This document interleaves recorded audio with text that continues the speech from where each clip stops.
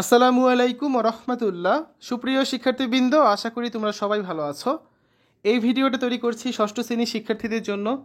2024 সালে ষষ্ঠ শ্রেণীর গণিত বার্ষিক পরীক্ষার প্রশ্নপত্র নিয়ে আজকে আলোচনা করব।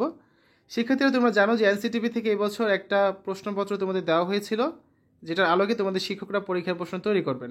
তো আমাদের চ্যানেলে সেই প্রশ্নটার উত্তর দেওয়া আছে, তোমরা চাইলে কমেন্ট থেকে দেখে নিতে পারো। তো সেই প্রশ্নটা দেওয়ার অর্থ এই না যে হুবহু তোমাদের পরীক্ষায় প্রশ্নটা আসবে, ঠিক আছে? কারণ ওটার আলোকে শিক্ষকরা পরীক্ষার প্রশ্ন তৈরি করবেন। আজকের এই ভিডিওতে আমরা ষষ্ঠ শ্রেণীর গণিত বার্ষিক পরীক্ষার একটা স্কুলের প্রশ্ন নিয়ে আলোচনা করব। এটা আমরা ফেসবুক থেকে সংগ্রহ করেছি। কবিভাগে রয়েছে নৈর্ব্যক্তিক অংশ, যেখানে থাকবে 25 নাম্বার। তো প্রথমে থাকবে কি, বহু নির্বাচনী প্রশ্ন। তোমাদের পরীক্ষায় 15টা থাকবে বহু নির্বাচনী প্রশ্ন, প্রত্যেকটা এক করে মোট হচ্ছে কত, 15 নাম্বার, ঠিক আছে? এরপর দেখো, এক কথায় উত্তর দাও, এরকম প্রশ্ন থাকবে কয়টা, 10টা, প্রত্যেকটা এক করে মোট হচ্ছে 10 নাম্বার। এই 25 নাম্বারের হচ্ছে কি তোমাদের নৈর্ব্যক্তিক অংশ।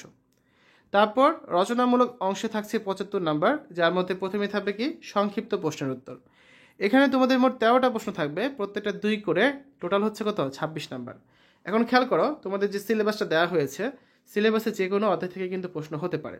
এখন তুমি যদি কোনো একটা অধ্যায় বাদ দাও বা কোনো একটা অধ্যায় যদি স্কিপ করো, সেক্ষেত্রে কিন্তু তোমাদের পরীক্ষায় দেখবে যে সব প্রশ্ন কমন পড়বে না। আর সব প্রশ্ন কমন না পড়লে কী হবে, তোমরা সবগুলো অ্যান্সারও করতে পারবে না।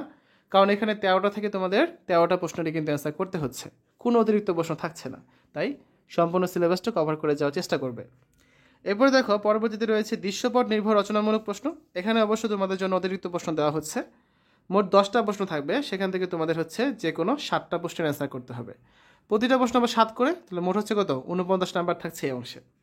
এখন দৃশ্যপট নির্ভর প্রশ্নে দৃশ্যপটগুলো কেমন হতে পারে, যেমন এখানে বলা আছে একটি বাড়ি তৈরি করতে 50 জন শ্রমিকের 30 দিন সময় লাগে। এই প্রশ্নের আলোকে, এই দৃশ্যপটের আলোকে দুটো প্রশ্ন আছে, 3 আর 4 যোগ করলে হবে কত, 7। অনেক ক্ষেত্রে 3টা প্রশ্ন থাকতে পারে। তো এভাবে করে হচ্ছে তোমাদের দৃশ্যপটগুলো থাকবে। অনেক সময় দেখবে দৃশ্যপটে হচ্ছে তোমরা কোনো লেখা না থেকে সেখানে ছবি থাকতে পারে বা চিত্র থাকতে পারে, আবার এরকম রাশি থাকতে পারে। 3টা রাশি দেওয়া আছে, এই রাশির আলোকে 3টা প্রশ্নের উত্তর তোমাদের করতে হবে, ঠিক আছে? এই দেখো, এখানে একটা কি, কাগজে একটা প্যাকেটের ছবি দেওয়া আছে। তো এভাবে করে তোমাদের হচ্ছে উদ্দীপক থাকবে, এরকম সারণীও থাকতে পারে। তো এই 10টা দৃশ্যপট নির্ভর প্রশ্ন থেকে তোমাদের হচ্ছে যে কোনো 7টা প্রশ্নের অ্যান্সার করতে হবে। তো তোমরা যে প্রশ্নগুলো তো ভালো মতো পারবে, সেগুলো বুঝে শুনে তোমরা হচ্ছে অ্যান্সারগুলো করবে, ঠিক আছে? যেহেতু অতিরিক্ত 3টা প্রশ্ন পাচ্ছ তোমরা। তো শিক্ষার্থীরা, আজকের এই ভিডিওতে আমরা ষষ্ঠ শ্রেণীর গণিত বার্ষিক পরীক্ষার স্কুলের প্রশ্নপত্র নিয়ে আলোচনা করলাম। আশা করি তোমাদের কাছে ভিডিওটা ভালো লেগেছে। পরবর্তী ভিডিওগুলো দেখার আমন্ত্রণ জানিয়ে আজ এখানে বিদায় নিচ্ছি। আল্লাহ হাফেজ।